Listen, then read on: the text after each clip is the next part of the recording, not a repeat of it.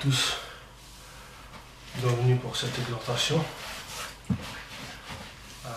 Bonjour, bonsoir. Nous allons prendre nos Bibles, si vous voulez bien.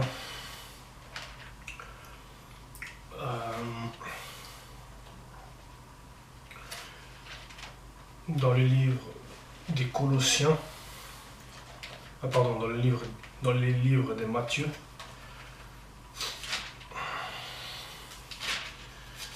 Matthieu chapitre 22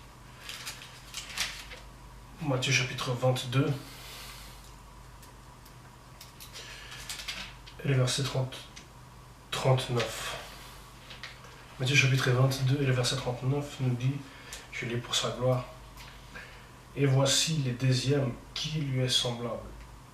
Tu aimeras ton prochain comme toi-même. Tu aimeras ton prochain comme toi-même.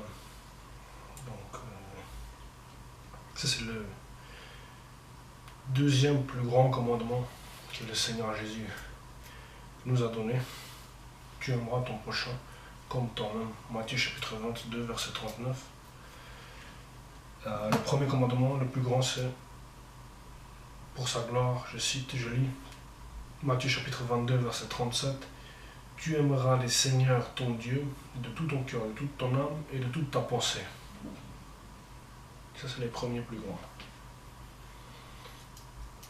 Et de ces deux commandements, verset 40, dépendent toute la loi et les prophètes. Toute la loi et les prophètes. Donc voilà, ça c'est le résumé de ce que Jésus nous demande de faire. Amen. Donc il faut vraiment se revêtir, abandonner le vieil homme et se revêtir de l'homme nouveau.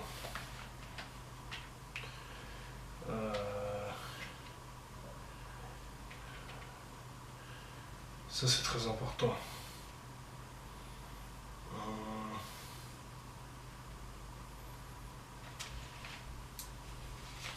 Parce que c'est que les incroyants et les croyants, on n'a aucun rapport. Ça veut dire, c'est comme le jour et la nuit. Il faut vraiment que les enfants de Dieu que nous sommes, si nous avons donné notre vie au Seigneur, si nous sommes nés de nouveau, il faut qu'on voit une différence vraiment entre nous et les païens. Il faut que vraiment nous soyons différents, que nous montrions l'exemple autant que possible. Parce que si l'on prend 2 Corinthiens, dans le Nouveau Testament, 2 Corinthiens, chapitre 6, 2 Corinthiens, chapitre 6, le verset 14 à 16, je lis pour sa gloire. Ne formez pas un attelage disparate avec des incroyants. En effet, quelle relation y a-t-il entre la justice et le mal? Ou qu'y a-t-il de commun entre la lumière et les ténèbres? 15. Quel accord y a-t-il entre Christ et les diables? Ou quelle part le croyant a-t-il avec l'incroyant? 16. Quel rapport peut-il y avoir entre le temple de Dieu et les idoles? En effet, vous êtes le temple du Dieu vivant, comme Dieu l'a dit, et j'habiterai et je marcherai au milieu d'eux. Je serai leur Dieu et ils seront mon peuple. 17. C'est pourquoi sortez du milieu d'eux et séparez-vous, dit le Seigneur. Ne touchez pas à ce qui est impur et je vous accueillerai. 18. Je serai pour vous un père et vous serez pour moi des fils et des filles, dit le Seigneur Tout-Puissant. Donc ça veut pas dire qu'on doit sortir du monde, parce qu'on est dans le monde, on vit avec, on côtoie des croyants, des incroyants, mais autant que possible, essayer de rester entre croyants, afin de se recharger spirituellement, de communier fraternellement. Actes, le livre de chapitre 2, le verset 42 nous dit, je lis pour sa gloire, je lis à partir du 41, ceux qui acceptèrent sa parole, donc la parole de Dieu, furent donc baptisés et ce jour-là, le nombre de disciples augmenta d'environ 3000 personnes. 42, ils persévéraient dans l'enseignement des apôtres, dans la communion fraternelle, dans la fraction du pain et dans les prières. Donc voilà, persévérer dans l'enseignement des apôtres, dans la communion fraternelle, secondement. Et c'est ça que nous devons faire afin de pouvoir ensuite aller vers ceux qui ne connaissent pas le Seigneur et leur témoigner de sa bonté. Jésus, bien sûr, il est venu pour tout le monde, non pas seulement pour ceux qui le connaissent déjà, mais il faut faire attention, il faut prendre ses distances, il faut être sage, demander à Dieu la sagesse, afin de prendre les bonnes décisions et de fréquenter les bonnes personnes au bon moment. Et nous allons prendre encore, par la grâce de Dieu, les livres des Proverbes. Proverbes chapitre 15.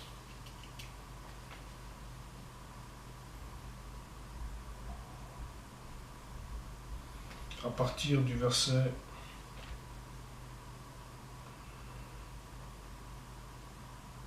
Proverbes chapitre 15, à partir du verset 13 jusqu'à la fin, jusqu'au verset 33. Proverbes chapitre 15, verset 13 à 33, j'ai lu pour sa gloire. Un cœur joyeux rend le visage plaisant,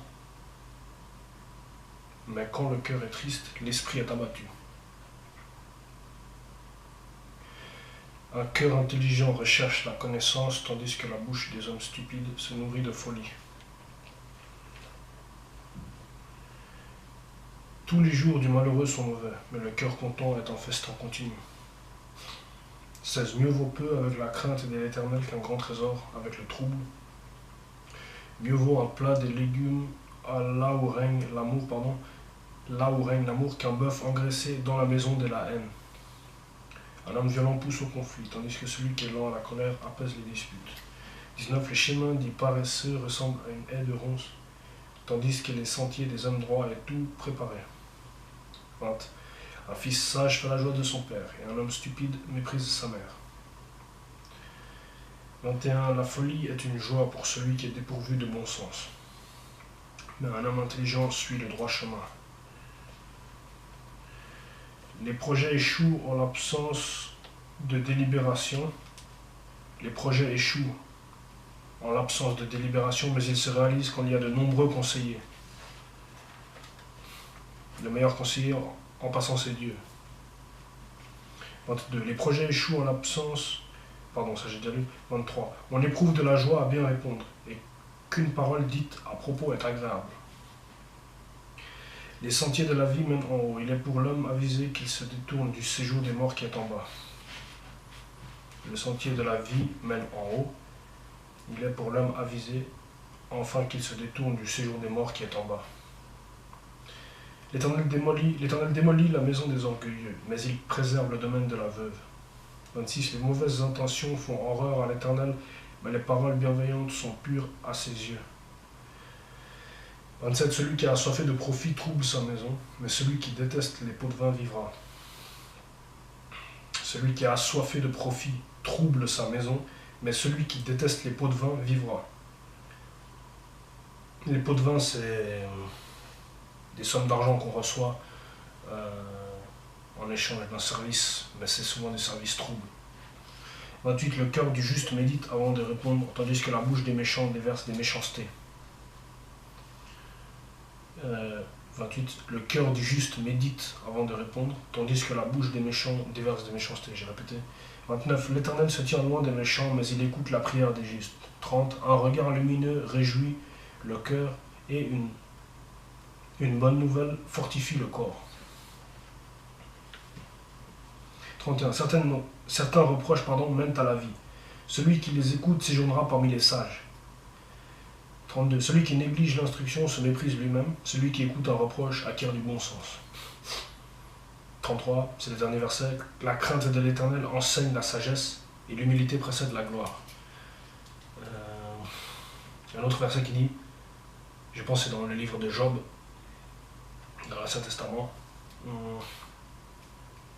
le commencement de la sagesse, c'est la crainte de l'Éternel. Ici, ça dit au verset 33, la crainte de l'Éternel enseigne la sagesse.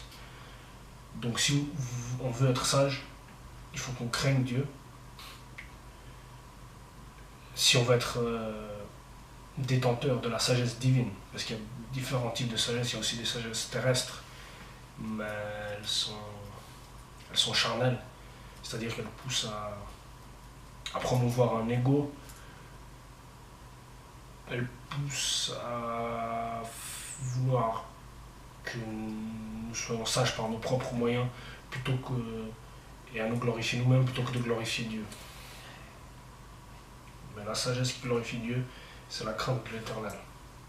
Et pour ça, il faut que nous recherchions l'humilité le plus possible. Donc, voilà pour cette petite exhortation. Vraiment, le Seigneur est bon, Jésus est bon, Dieu est bon. Qu'il nous garde, qu'il nous protège, qu'il nous couvre par son Esprit Saint, qu'il nous revête de toutes ses armes, comme dans Éphésiens chapitre 6, je pense, qu'il nous recouvre de toutes les armes spirituelles, défensives, afin que nous puissions renverser tous les traits enflammés du malin, au nom de Jésus. À la prochaine, ciao.